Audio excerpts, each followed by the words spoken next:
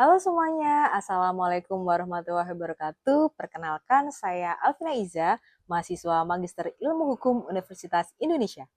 Pada kesempatan kali ini, saya akan menjelaskan terkait hasil penelitian tesis saya yang berjudul Penyelesaian Sengketa Perbedaan Besaran Nilai Klaim Asuransi Barang Milik Negara ditinjau dari asas-asas umum pemerintahan yang baik.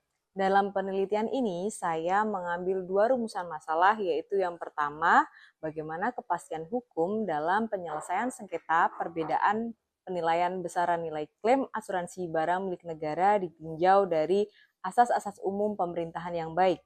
Dan yang kedua, yaitu bagaimana penerapan prinsip indemnitas dalam penyelesaian sengketa klaim asuransi barang milik negara.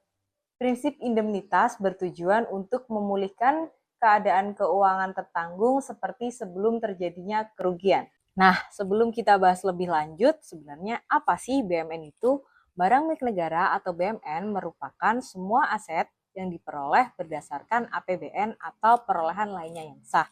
Oleh karena barang milik negara itu merupakan aset penting milik negara, maka diperlukannya perlindungan terhadap barang milik negara tersebut, yaitu dengan cara mekanisme asuransi barang milik negara. Asuransi barang milik negara ini diatur dalam PMK nomor 43 tahun 2025 tentang pengasuransian barang milik negara, di mana hal ini pemerintah menjadi tertanggung dan konsorsium asuransi barang milik negara bertindak sebagai penanggung. Oleh karena asuransi barang milik negara ini merupakan sebuah mandat dari PMK tersebut, maka selain menjadi tertanggung, pemerintah juga bertindak sebagai lembaga pemerintahan yang menjalankan mandat tersebut. Oleh karena itu, dalam pelaksanaan asuransi barang milik negara harus tunduk pada asas-asas umum pemerintahan yang baik sesuai dengan pasal 10 ayat 1 Undang-Undang Nomor 30 Tahun 2014 tentang Administrasi Pemerintahan, di mana asas-asas umum pemerintahan yang baik ini meliputi yang pertama, asas kepastian hukum, yang kedua, asas kemanfaatan, yang ketiga, asas ketidakberpihakan, yang keempat, asas kecermatan, yang kelima, asas tidak menyalahgunakan wewenang, yang keenam, asas keterbukaan, yang ketujuh, asas kepentingan umum, dan yang terakhir adalah asas pelayanan yang baik. Kebaharuan dari penelitian ini yaitu belum adanya penelitian-penelitian dahulu yang menyoroti terkait aspek kepastian hukum dalam penyelesaian sengketa klaim asuransi barang milik negara dan terkait penerapan prinsip indemnitas dalam penyelesaian sengketa klaim asuransi barang milik negara. Nah, namun yang menjadi fokus dalam penelitian ini adalah asas kepastian hukum. Lalu sebenarnya mengapa sih pelaksanaan asuransi barang milik negara ini harus tunduk pada asas kepastian hukum?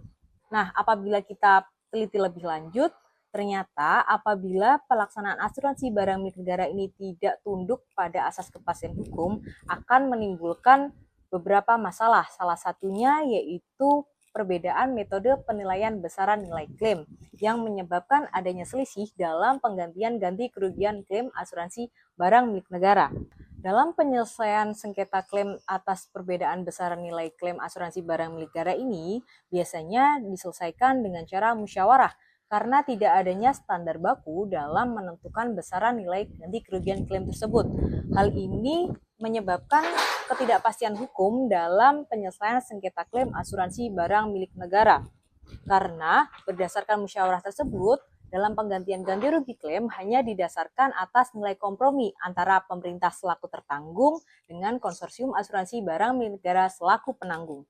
Oleh karena itu, berdasarkan hasil penelitian ini, saya memberikan rekomendasi untuk adanya standarisasi metode penilaian besaran nilai klaim agar terjadi keseragaman antara penilaian dari pihak penanggung yaitu konsorsium asuransi barang milik negara dan dari pihak tertanggung yaitu dalam hal ini adalah pemerintahan, agar di dalam standarisasi tersebut mencantumkan prinsip indemnitas yang mana bertujuan untuk memulihkan kerugian tertanggung dalam hal ini adalah pemerintah sebagaimana seperti sebelum terjadinya kerugian.